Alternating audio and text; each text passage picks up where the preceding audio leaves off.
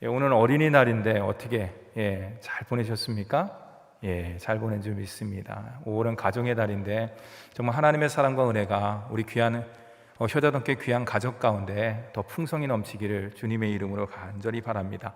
우리 옆 사람과 함께 인사 나누겠습니다. 오늘도 수고 많이 하셨습니다.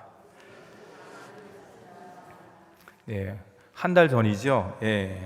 지난 열왕기하 4장 1절에서 7절 말씀을 잠깐 살펴보고 오늘 말씀을 나누도록 하겠는데요. 지난 수요 설교를 잠깐 살펴보면 이렇습니다. 열왕기하 4장에는 네 가지죠. 정확하게 네 가지의 엘리사의 기적 이야기가 나옵니다. 그 첫 번째가 1절에서 7절 말씀인데 이건 선지생도 아내의 이야기예요. 거기서 이제 기적이 베풀어진 게 나오는데 남편이 죽었습니다. 남편이 죽으니까 경제적으로 상당히 힘들겠죠. 더 설상가상으로는 가게에 빚을 지자 어떻습니까? 두 아들을 종으로 삼겠다라고 그 빚진 자가 와서 이제 이야기를 하겠죠. 비극적인 소식을 들은 엘리사가 선지생도 아내에게 물어봅니다. 당신의 집에 무엇이 있습니까? 그랬더니 이 여인이 이야기합니다. 기름 한 그릇 외에는 저희 집에 아무것도 없습니다. 얼마나 가난하면 기름 한 그릇 외에 뭐 조금의 일용할 양식이라는데 식량이 하나도 없다는 것이에요. 너무나 가난하다고 할 수가 있는 것이죠. 엘리사가 이제 그 여인에게 이야기합니다. 이웃에 가서 그러면 있는 대로 빈 그릇을 다 빌려와라 라고 이야기를 합니다. 이제 어디서입니까? 엘리사가 문을 닫으라고 이야기를 합니다. 그리고 그 빌려온 그릇에 기름을 채우라고 합니다. 이 선지생도 아내는 엘리사의 명대로 이제 그릇에 기름을 채우기 시작합니다. 언제까지? 놀랍게도 그 빈 그릇이 다 채울 동안에 기름이 계속 나오는 것이에요. 떨어지지 않는 것이죠. 사랑하는 성도 여러분, 선지생도의 아내 경제적으로 어렵습니다. 남편이 돌아갔습니다.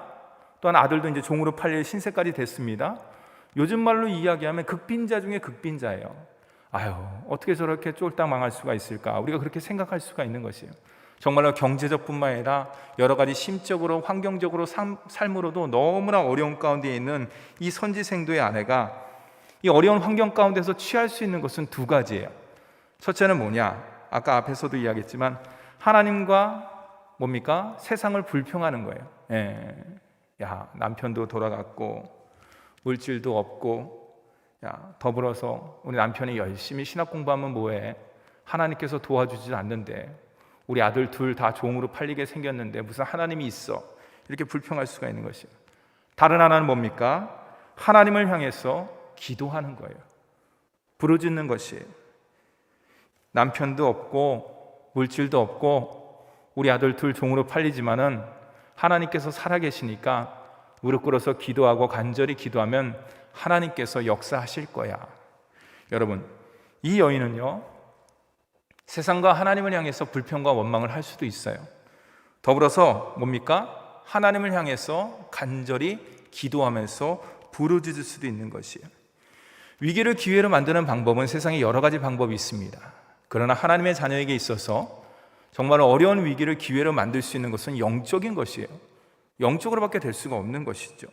환경을 극복하는 비결은 오늘 말씀 가운데 1절에서 7절 말씀을 보면은 부르짖으라, 기도하라는 것이에요. 누구를 향해서? 하나님을 향해서. 세상에 대해서 불평과 원망을 멈추고 신앙인으로서 믿음을 가진 자로서 하나님을 향해서 하나님께 간절히 부르짖을 때 우리 하나님께서 어떡합니까? 그 모든 것들을 응답해 주신다는 것이에요. 어려운 환경 가운데 이 선지생도의 아내는 전자의 그것을 선택하지 않고 세상을 택하지 않고 하나님께 간절히 부르짖었습니다. 이 여인처럼 우리 모두도 마찬가지예요. 말씀을 앞세우고 하나님께 간절히 무릎 꿇어서 기도할 때 하나님께서 저와 여러분의 평안뿐만 아니라 저와 여러분의 평안을 통해서 이웃들에게도 주님의 사랑과 주님의 은혜와 주님의 기적이 함께 나타나고 함께 전하는 줄 믿으시기 바랍니다. 이게 바로 1절에서 7절까지의 내용이고요. 오늘 말씀은 이제 두 번째 내용입니다. 이 두 번째 내용은 이제 수넴 여인의 이야기가 나와요. 앞에서도 여인이 나왔는데 여기서도 여인이 나옵니다. 엘리사가 수넴 지역으로 갔다 이제 순회 설교를 한다고 할 수 있죠. 이제 수넴 지역으로 왔다 갔다 합니다. 근데 거기 수넴 지역에 한 귀한 여인이 있었어요. 이제 수넴 여인이라고 할 수 있죠. 그 여인이 엘리사에게 식사를 제공하는 것입니다. 근데 식사만 제공하는 것이 아니라 엘리사가 그 수넴 지역에 왔을 때 방까지 만들어서 그에게 공개를 하는 것이죠. 하루는 엘리사가 너무나 감사해서, 이 수냄 여인의 배려에 너무나 감사해서 그녀에게 물어봅니다. 당신이 원하는 것이 무엇입니까? 제가 기도할 테니까 얘기를 해보십시오. 그랬더니 그녀는 내 삶은 만족스럽습니다. 저는 구할 게 없습니다. 저는 행복합니다. 이렇게 얘기를 하는 것이에요. 근데 여러분, 오늘 말씀 가운데 우리가 자세히 보면은, 우리가 읽지는 않았지만 8절에서 16절 말씀에 보면 그 여인이 아마 물질적으로 좀 풍성한 것 같아요. 남편도 굉장히 예의 바르고 젠틀하고 좋으신 분 같습니다. 근데 그 여인에게 부족한 것이 하나가 있었어요. 그것은 뭐냐? 오늘 말씀을 읽지는 않았지만은 14절 말씀에 보면은 이 여인은 아들이 없고 그 남편은 늙었나이다. 아들이 없는 것은 어떻게 할 수가 있는 것인데, 왜 그런 남편만 젊으면. 근데 더불어서 부족한 것에 그걸 갖다 이야기하는 것이죠. 남편도 늙었기 때문에 아들을 생산할 수 있는, 아들을 낳을 수 있는 그런 조건이 안 된다는 것이에요. 부족한 것들이 있는 것이죠. 근데 뭡니까? 이 엘리사가 이제 이야기를 합니다. 내년 이맘때에 내가 왔을 때 당신 분명히 아들을 낳을 것입니다. 아니라 다를까, 오늘 우리가 읽은 17절 말씀에 보면 여인이 과연 잉태하여 한 해가 지나 이때쯤에 엘리사가 여인에게 말한 대로 아들을 낳았더라. 아들을 낳은 것이에요. 근데 어느 날 갑자기 이 아들이 두통을 호소합니다. 내 머리야, 내 머리야. 아이고 머리 아파요. 그렇게 이야기하는 것이에요. 아버지가 그 아들을 갖다 이제 어머니에게 이제 데려갑니다. 이제 종을 시켜갖고. 근데 어떻게 됩니까? 결국에는 그 아들이 어머니 품에서 죽은 것이에요. 변명은 어떤 것인지 잘 모르겠습니다. 아무튼 결론은 뭐냐? 어머니 품에서 그 아들은 그냥 숨을 거둔 것이에요. 하나밖에 없는 아들, 기적으로 태어난 아들이 숨을 거뒀다는 거예요. 이는 우리 생각에 하나님의 말씀 가운데, 하나님의 예언 가운데, 하나님의 뜻 가운데 뭔가를 갖다 귀하게 얻다 보면은 하나님께서 그것도 지켜주셔야죠. 그것도 막아주셔야죠. 그럼 오늘 말씀의 현상만을 보면은 그렇지 못했어요. 그 아들이 죽었다는 것이에요. 이 수냄 여인은 아들의 죽음을 순순히 받아들일 수가 없었습니다. 그래서 아들의 죽음을 남편에게 알리지 않았어요. 그리고 내가 엘리사에게 다녀오겠습니다. 그러니까 이 남편이 이야기하는 것이에요.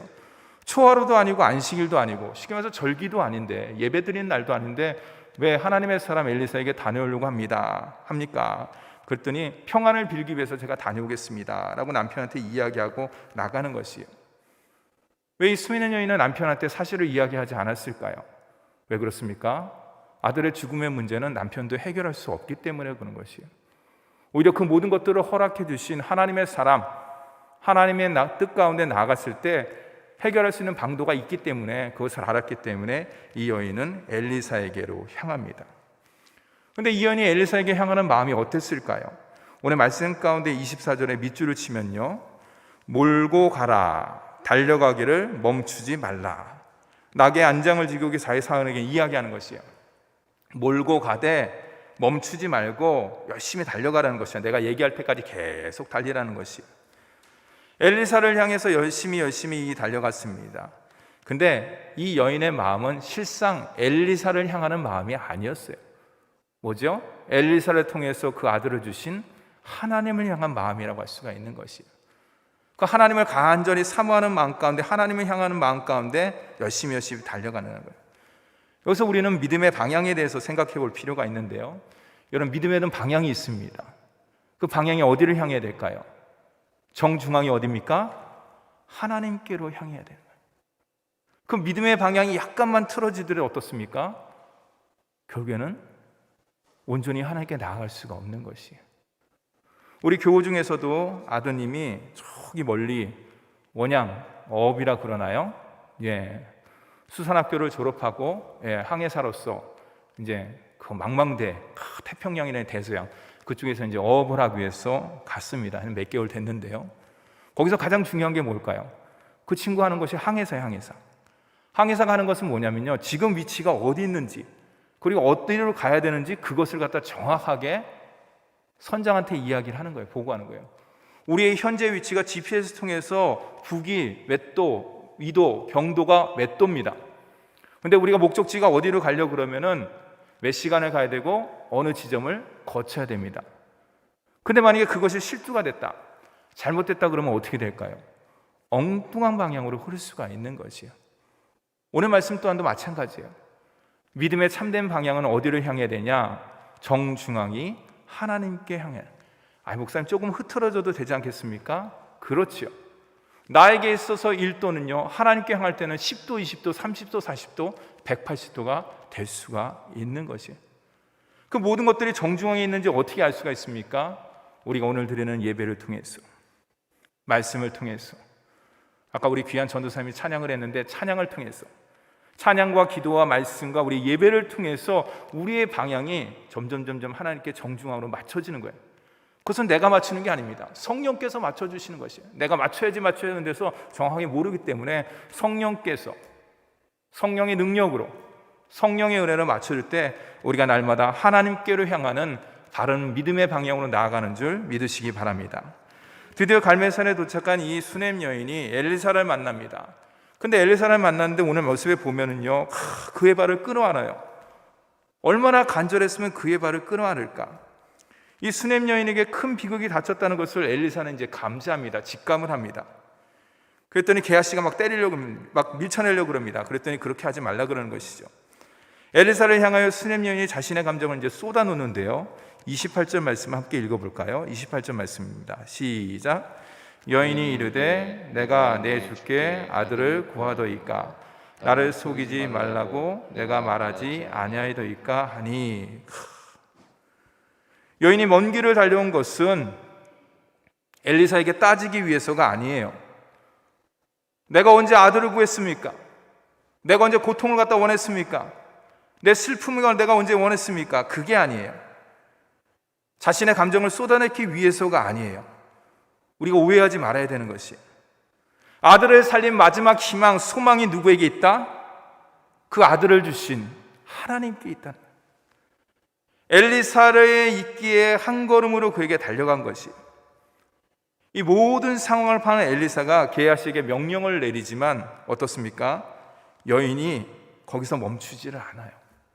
참 대단한 여인인 것 같아요. 그냥 엘리사가 야, 내 지팡이 갖고 그 아이에게 대라. 그럼 네, 알겠습니다, 순종하겠습니다, 이렇게 여인이 되는데 여인이 거기서 한마디를 더 드는 거예요. 한 걸음 더 나가는 것이에요. 30절의 밑줄을 보면요, 내가 당신을 떠나지 아니하리이다. 이 말이 무슨 말인가? 여인은 게하시가 아니에요. 엘리사의 지팡이가 아닌 엘리사의 하나님을 내가 단절히 원한다는 것이에요.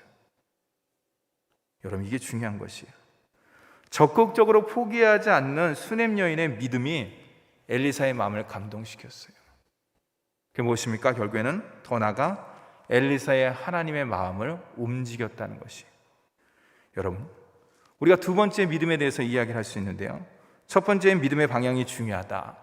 정중앙으로 가려고 그러면은 말씀과 기도와 찬양을 통해서 날마다 정중앙으로 성령을 통해서 갈 수가 있다. 두 번째는 뭐냐? 참된 믿음은 포기하지 않아요. 여러분, 세상에 어떤 풍파와 어려움이 있더라도 포기하지 않아요. 이 여인에게 있어서 지금 가장 큰 어려움이 뭡니까? 자식 죽은 거예요. 아들 죽은 거예요. 그 이전과 그 후에는 전 잘 모르겠습니다. 그러나 지금 이 여인의 현 상황에서 가장 큰 슬픔, 가장 큰 위기, 인생의 가장 큰 아픔은 이 아들이 죽은 것이에요. 그랬을 때 이 여인은 어떻게 했습니까? 자신의 믿음을 포기하지 않아요. 하나님에 대한 믿음, 자기 아들을 준 그 하나님에 대한 믿음을 포기하지 않고 더 적극적으로 엘리사를 통해서 하나님을 간절히 찾고 하나님께 매달리는 것이에요. 먼저 도착한 게하시가 지팡이를 아이의 얼굴에 댑니다. 근데 뭡니까? 아무런 반응이 없어요. 효과가 없어요. 이 엘리사가 여호와께 기도하고 아이의 몸에 자신의 몸을 올려놓습니다. 그러다 이 아이가 7번 재차기 하면서 눈을 뜨는 놀란 역사, 기적의 역사가 일어나는 것이죠. 사랑하는 성도 여러분, 우리가 오늘 말씀을 통해서 이 수넴 여인이 전해주는 영적 메시지를 한번 생각해 볼 필요가 있는데요, 한 몇 가지를 갖다 함께 나누겠습니다. 첫째 뭐냐? 이 여인은 알았어요. 뭘 알았냐? 엘리사가 하나님의 사람이라는 것을 알았어요. 이 여인은 보통 믿음의 사람이 아니에요. 영적 분별력을 갖고 있는 사람이라고 할 수가 있습니다.